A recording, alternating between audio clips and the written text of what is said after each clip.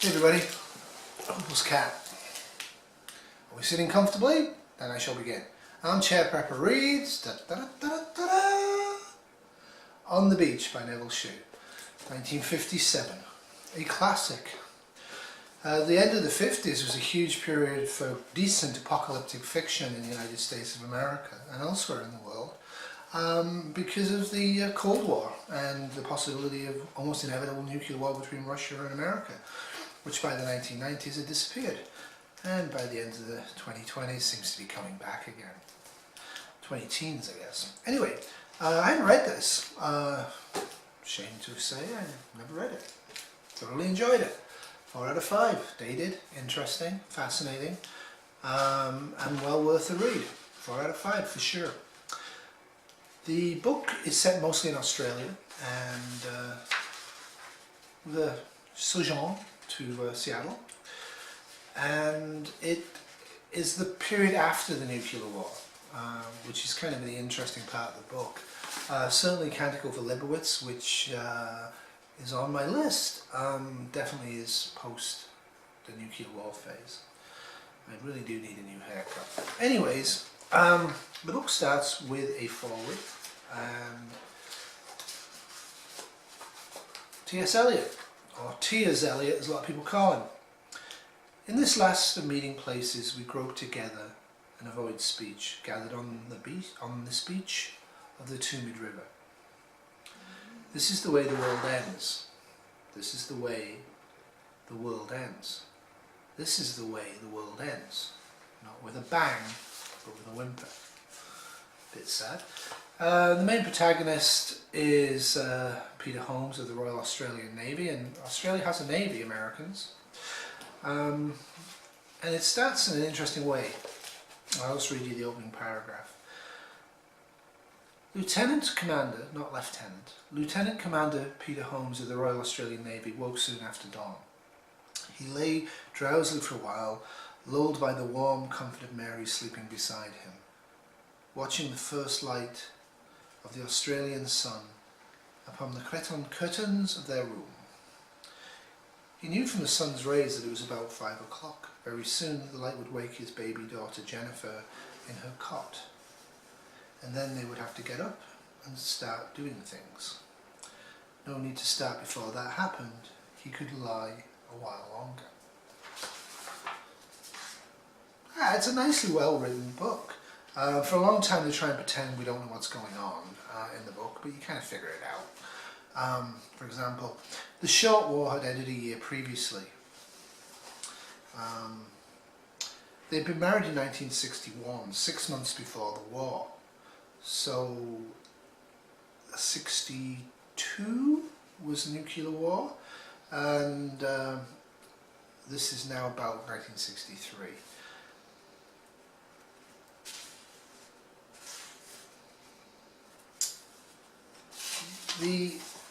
It's full of interesting things. I'm sorry, I'm throwing me back. This really is horrific, and remembering the end of the 50s there wasn't that much nuclear war materials compared to now. Now would be a little worse. This short bewildering war had followed, the war of which no history had been written or would be written now. For that had all flared around the northern hemisphere and had died away with the last seismic record of explosion on the 37th day. Yep.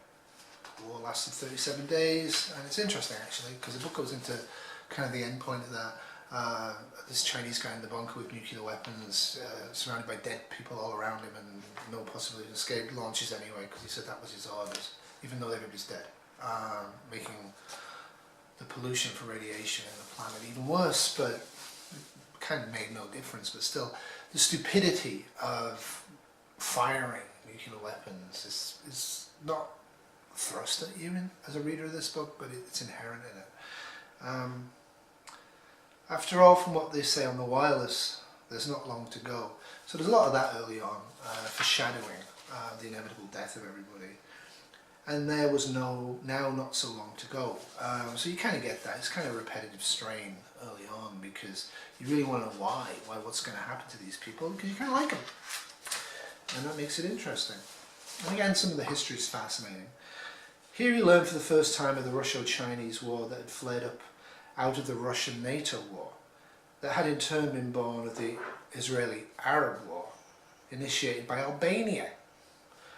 He learned of the use of cobalt bombs by both the Russians and the Chinese. That news came deviously from Australia, relayed from Kenya. The cruise was waiting at Yap to rendezvous with a fleet tanker. She'd been there for a week, and in the last 5 days she'd been out of communication with the United States. The captain had sufficient bunker fuel to get his ship to Brisbane at her most economical speed, but no further. Yeah, so it's a sad end for America. He made the decision to sail all US ships into Australian waters and to place his force under command of Australia. That was a year ago, years gone by, since this 37-day nuclear war. Hello bear, dinner time. Hello bear. So then we start to reveal, they've got about a year to go.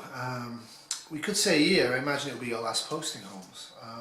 Anyway, there's not so long to go now. But if the electricity supply failed, or if the radioactivity spread south more quickly than the wise men estimate, put away that thought. The inevitable end is coming, and it's best not to dwell on it, but to try and live in the now, to try and find occupation and happiness in the now, which is also part of this book. Everybody's turmoil in the book.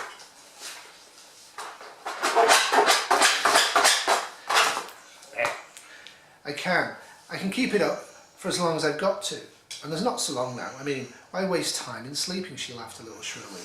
Doesn't make sense. How was that? Welcome back to On the Beach. Armchair Prepper Reads. Armchair Prepper Reads on the beach. Anyway, if you made it through this far, there will be an outtake at the end of this video, at the beginning of this video, that I had to stop because the dogs got overexcited, and hopefully they'll remain calm. But there is a giveaway. Stealing this from Kyle, just putting the giveaway just in the video. So if you want these 3 books, Roadside Picnic, classic but dated, very Russian. Good read, I enjoyed it. Very much in keeping with Praxis Prepper's alien invasion theory, and Doris Lessing, Memoirs of a Survivor, excellent book, I really liked it. But it is Doris Lessing, so you have to be fairly literate to read this. And After London, which is kind of old, not that great. But it's interesting, and it is one of the original apocalyptic books. Back to On the Beach.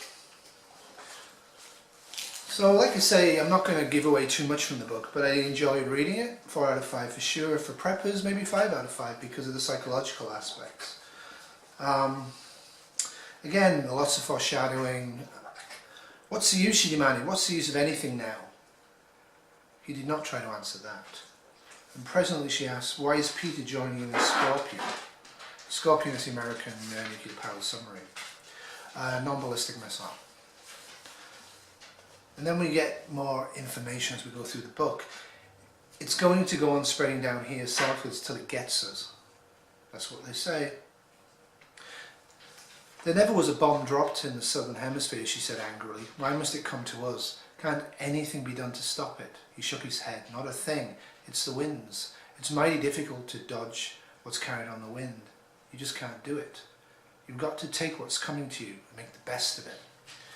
Yeah, my main criticism reading this was I have more faith in Australia than this book has. Now, I think in the modern age, Sydney and maybe Melbourne for sure are going to get a nuclear bomb. Maybe more than that. Strategically, I don't think the Southern Hemisphere would escape the initial effects of a nuclear war. But honestly, I can't see the Australians just throwing in the towel. They have lots of mines, especially in the west-south part of Australia. They're very, very deep. And you've got a year and a half. You know, dig, make tunnels, make above-ground tunnels. You only have to shelter for 3 to 6 months, and then you can re-emerge again. Sure, it's not going to be great, but you can save a part of the population, and I found it hard to believe that there was no efforts made to save anybody. And in the book there isn't. It's a nihilistic book. It's if we fire the nuclear weapons, it's game over book. So it was a good message for its time. They do lots of things other than do it. They build things, they plan things. They just don't accept the fact they're going to die, though they know they're going to die, but they still try to carry on. So the psychological aspects is what the book is. It's these people and very few people, and you see how it goes. Now the other argument I have with this book is it's really 1950s Australian. So there are no Aboriginals in this book whatsoever. They just don't exist, which again is kind of wouldn't fly to these days, and I don't think it's realistic either. And there's also very few refugees, which is also unrealistic. The northern part of Australia, Cairns and all that, they get the radiation sickness, they sicken, they die. A few people move south, but not many. I think you'd have mass migration with a slowly evolving cloud. Even if there's no chance to escape it anywhere, people aren't going to stay in place. Some will, but the vast majority are going to run away. They have the time and the means to do it in the book, but they don't. They accept death stoically. An example of the denial is here. He went to survey the trees. I could get them down all right, and there's a nice bit of firewood in them. It'd be green, of course. Too green to burn this winter. We'd have to stack it for a year. The only thing is getting out the stumps. It's quite a big job. Another thing I want to do, she said, is put in a flowering gum tree here. I think that it'll look lovely in the summer. It takes about 5 years to come into bloom, he said. Never mind. A gum tree there would be just lovely up against the blue of the sea. We could see it from our bedroom window. Now, the book does dialogue with this sort of reaction. The girl glanced at the American. Someone's crazy, she said quietly. Is it me or them? Why do you say that? They won't be here in 6 months' time. I won't be here. You won't be here. They won't want any vegetables next year. Dwight stood in silence for a moment, looking out at the blue sea, the long curve of the shore. So what? He said at last. Maybe they don't believe it. Maybe they think that they can take it all with them and have it where they're going to, someplace. I wouldn't know. Hey bear, come here. Good boy.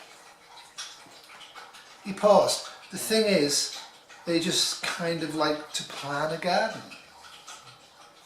Don't you go and spoil it for them, telling them they're crazy. Oh, I wouldn't do that. She stood in silence for a minute. None of us really believe it's ever going to happen, not to us. She said at last, everyone's crazy on that point, one way or the other. You're very right, he said emphatically. And, thank you, Vera. The interesting part of the book for me is how they are facing an inevitable end, but don't prep for it. Like I say, I'd be building above ground nuclear fallout shelters and storing food, storing wood, doing everything I can to try and survive this. So these guys just don't. Maybe, the Graziers said, I've heard of people going back to Queensland after a few weeks, but I'm not sure that's the whole story.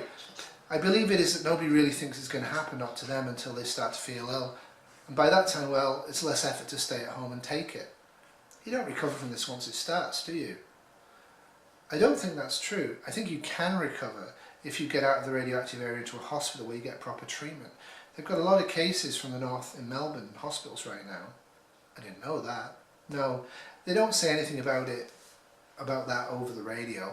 After all, what's the use? They're only going to get over it again next September. So yeah, I mean, that's an interesting point of view, is the fact that they actually do treat radioactive cases instead of keeping the materials for themselves, knowing they'll need it. But again, I'm skipping over large parts of the book. The Australian and the American captain do travel to northern Australia and see everything's dead except for one dog, and apparently dogs can survive longer than humans, which is an interesting thing I didn't know, and I'll have to have a look at that. And then they go up to Seattle, and because there's a radio signal up there, and I'm not going to spoil who is sending the radio signal or what happens on that journey, because it's kind of the action sequence of the book, insofar as this book has an action sequence, and I do recommend you read it.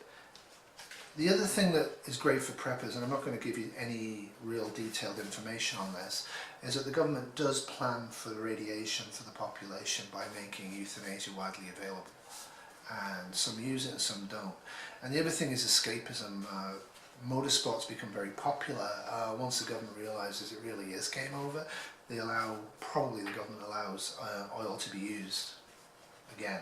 Because they've been using coal and coal extracts and horses for a little while, because there's no oil imports into Australia, and people take crazy risks in cars, die in car accidents, and they don't really care. Again, they're trying to get the excitement and the euphoria of the now to block that potential from the future. So I do very, very much recommend On the Beach, and I'm kind of sad I didn't read it in the past. And like I said, drop me an email if you want these 3 books. If you only want one of them or 2 of them, let me know which ones, and then the second place person that sends me an address can have what's left over. Au revoir, the dogs have been fed, dogs have been watered, time to go to work. Toodaloo.